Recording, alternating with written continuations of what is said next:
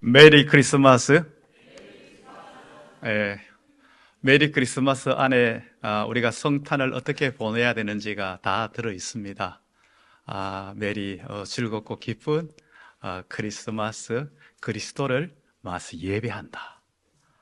바로 그리스도를 기쁘게 예배하는 그러한 성탄에 이제 여러분 이 자리에 오셨습니다. 우리는 왜 그분을 기쁘게 예배해야 됩니까? 그분은 하나님의 독생자이십니다. 하나님이십니다. 그분이 우리를 구원하시려, 죄 가운데 멸망당한 우리를 구원하시려 친히 인간의 몸을 입고 오셨어요. 낮고 천한 인간의 몸, 그리고 가장 낮은 곳으로. 보통의 사람들은 따뜻한 방에서 우리 태어나지만은, 그러나 예수님은 말 구유에 태어나는, 정말 어느 누구나 다 접근할 수 있는, 그 당시에 가장 천하게 여겨졌던 목동들도 가까이 다가갈 수 있는 그것으로 예수님은 오셨다는 것입니다.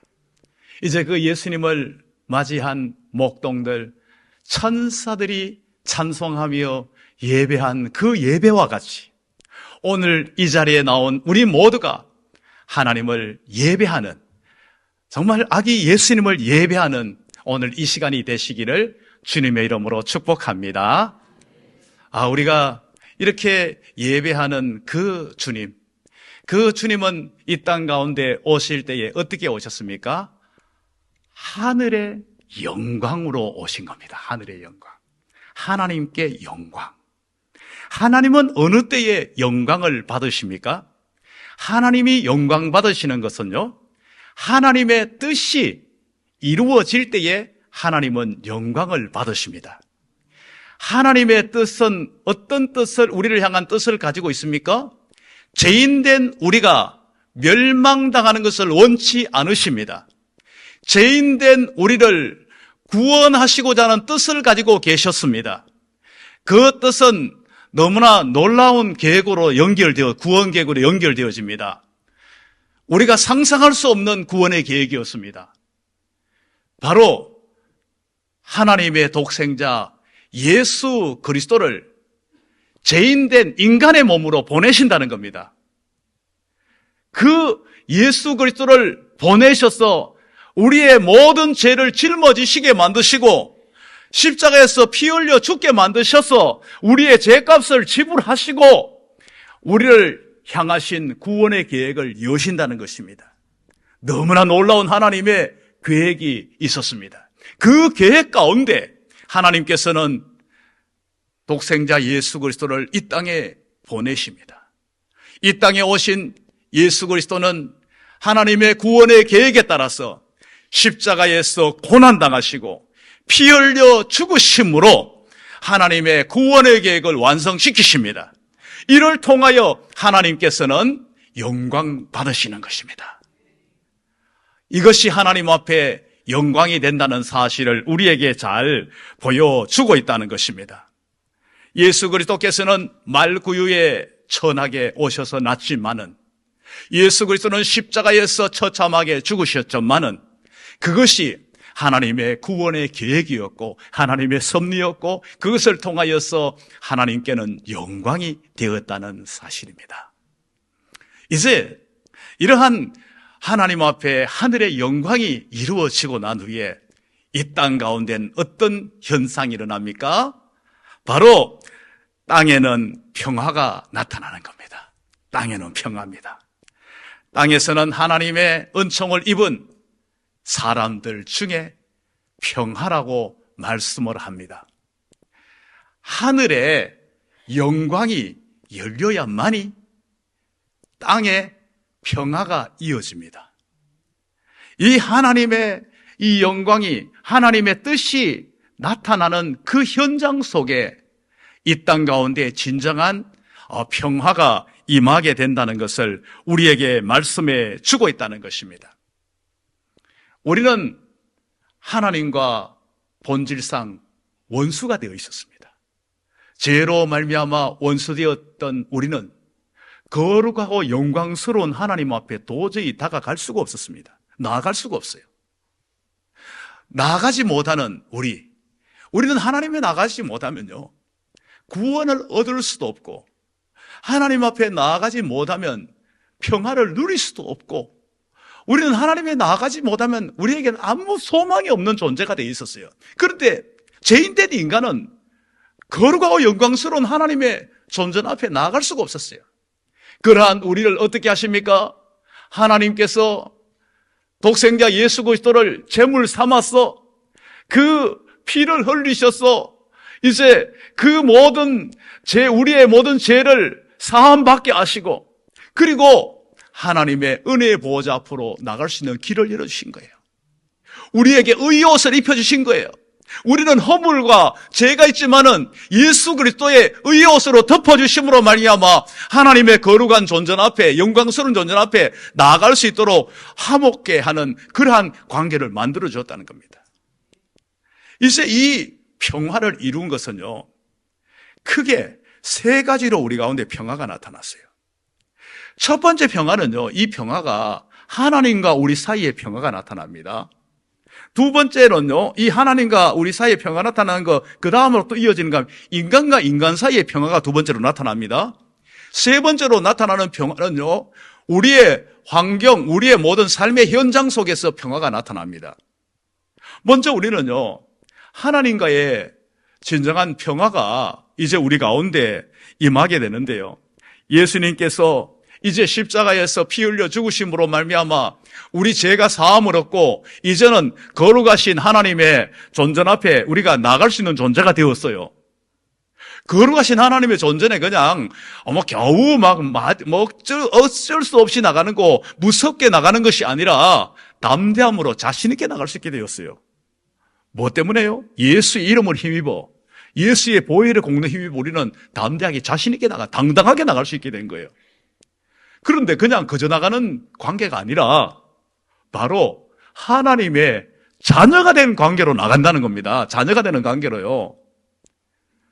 우리가 오늘 기도하면서 뭐라고 했습니까? 하나님 아버지 하고 불렀잖아요. 하나님 아버지.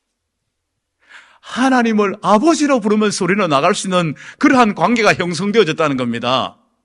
우리가 예수 이름으로 구원 얻는다는 것은, 예수님을 믿고 구원 얻는다는 것은요, 예수님과 연합된다는 거예요. 예수님께서 이루어 놓은 모든 것들이 다 내 것이 된다는 거예요. 마치 포도나무에 가지가 붙어 있으면 포도나무가 이루어 놓은 것을 가지가 그 모든 걸 다 누리면서 열매를 맺듯이 예수 그리스도가 이루어 놓은 것은 다 내 것이 되는 거예요. 우리는 그 예수님 때문에 하나님을 아버지라고 부르면서 당당하게 나갈 수 있는 이러한 관계로 우리를 허락해 주었다는 것을 우리에게 말씀해 주고 있습니다. 그래서 로마서 5장 1절 말씀은 뭐라고 말씀하는가 하면요, 우리가 믿음으로 말미암아 의롭다 하심을 얻었고 예수 그리스도로 말미암아 하나님과 화평을 누리자. 예수 그리스도로 말미암아 하나님과 화목을 누림으로 말미암아 이러한 놀라운 것이 우리 가운데 이루어지게 되었다는 겁니다. 그리고 또한 우리가 이 화평을 인간관계 속에서 우리는 누릴 수 있는 그런 형태가 되어졌어요. 이제 예수님 때문에 우리는요, 사람과의 관계 속에서 진정한 화평을 이루는 상태가 되었어요. 예수 그리스도가 우리 마음에 들어와 계시면요, 이제 예수님께서 우리 마음을 주장하시면요, 그동안 우리의 삶이 변화되게 돼 있어요. 내가 그동안 예수 믿기 전에는요, 누구를 막 미워하고 증오하고 그 사람에 대해서 막 특히 원수를 갚으려고 했던 이러한 사람이요, 어느 순간에 이게 사라져버려요. 이게 사라져요. 내가 그렇게 막 미워했던 사람이 갑자기 불쌍해지기 시작해요. 막 증오를 품었던 사람이 됐어요. 기도하기 시작해요. 이거 왜 그럴까요? 내 안에 계시는 주님이 우리의 마음을 주장하시기 때문이에요. 전에는 아무렇지도 않았는데 이제는 그런 것을요, 얼마간만 품고 있어도, 하루만 품고 있어도 내 마음이 너무 괴로워 못 견뎌요. 그래서 결국 어떻게 합니까? 내가 용서합니다. 내가 그를 위해서 오히려 기도합니다. 이거 어떻게 해서 이루어진 겁니까? 예수님이 내 마음에 오셔서 예수님께서 나에게 화목해 하도록 만드시니까 이 모든 게 가능한 거예요. 이것은요, 우리에게 그냥 내가 그냥 성숙되어 가지고 됐다고 생각할 필요 없어요. 이것은 주님이 내 마음 속에서 나를 그렇게 마음을 만들어 가시는 것이죠. 그렇다고 해서 나는, 요즘도 나는 막 누구를 미워하고 있는데, 그러면 내 마음이 예수님에게 그렇게 생각할 필요는 없어요. 여러분, 때로는요, 그렇지만은요, 가까이 있는 사람들에 대해서요, 순간순간적으로 미워하는 감정이 나올 수 있어요. 그러나 그것은 심리적으로, 순간적으로 나오는 것이지, 그게 계속해서 옛날같이 막 그냥 응어려져가지고 한평생 그냥 막 거기에 대해서 막 그냥 막 이러고 있는 게 상태는 아니에요. 그러고 있다가 얼마 동안 잠깐 있다가 내가 이런 마음 품으면 안 했지, 이러면 정말 내 안에 주님이 싫어하시지 하면서 그 마음을 순간적으로 없애버려요. 누군가에 대해서 막 그런 것들이 있다가도 금방 이 모든 것들이 사라지게 되는 이러한 모습을 가지게 된다는 겁니다. 어떨 때는요, 우리가 한순간에 내가 막 어떤 자존심이 상하고 내가 정말 감정이 심하게 상할 때는요, 폭발할 수도 있어요. 그러나 그게 계속 그래 되는 것이 아니라, 그러고 난 후에는 금방 후회해버려요. 내가 이러지 말아야 되는데 왜 이랬는가 하면서, 그러면서 금방 마음을 추스리고 다시 또한 정상적인 상태로 되도록 만드는 겁니다. 이게 바로 우리가 예수님 안에서 진정한 화목을 누리는 우리의 모습으로 되어졌다는 걸 우리에게 보여주고 있어요. 우리가 예수님 안에서 평화를 누리는 것은요, 우리의 환경, 우리의 삶 속에서도 평화를 누려요. 여러분, 우리의 삶은 만만치 않잖아요. 우리의 삶 자체가 녹록한 삶이 아니에요. 우리가 모두가 다 느끼고 있잖아요. 참 힘든 세상이라는 거. 때로는 거친 파도가 정말 날 향해 오는 것 같은 힘든 일들이 내 앞에 있어요. 그런 일들이 닥쳐요. 그런 가운데서도 내가 평화를 누릴 수 있는 거, 바로 예수님 때문입니다. 우리의 인생 속에 예수 믿는다고 해가지고 늘 항상 형통한 날만 있는 게 아니에요. 예수 믿는 나에게도 공고한 날이 있을 수 있어요. 그 공고한 날이 있다 할지라도 그 어떠한 속에서도 진정한 평화를 누릴 수 있는 것, 이게 바로 예수님이 우리에게 주신 이 평화입니다. 파도가 치는 바위섬, 그 바위섬 그 가운데에 갈매기가 너무나 평화롭게 쉬고 앉아 있어요. 파도는 그냥 마음대로 치고 있는데 파도와 아무 상관없어요. 아무 상관없이 그냥 갈매기는 그냥 그것을 그 파도와 상관없이 쉬고 있는 이 모습, 바로 예수 그리스도가 주시는 평화를 삶 속에서 누리는 사람들의 이 모습이라는 것입니다. 찬송가 우리 413장 있잖아요. 우리 참 많이 부르는 찬송이죠. 내 평생에 가는 길 순탄하여 늘 잔잔한 강 같든지. 자, 이렇게만 인생이 된다면 얼마나 좋을까요? 순탄하고 늘 잔잔한 강 같은 인생만 있는 게 아니에요. 다른 인생이 또 있어요. 큰 풍파로 무섭고 어렵든지, 큰 풍파로 무섭고 어려운 일들이 있어요. 그렇지만은 어떻게 합니까? 나의 영혼은 늘 편하다.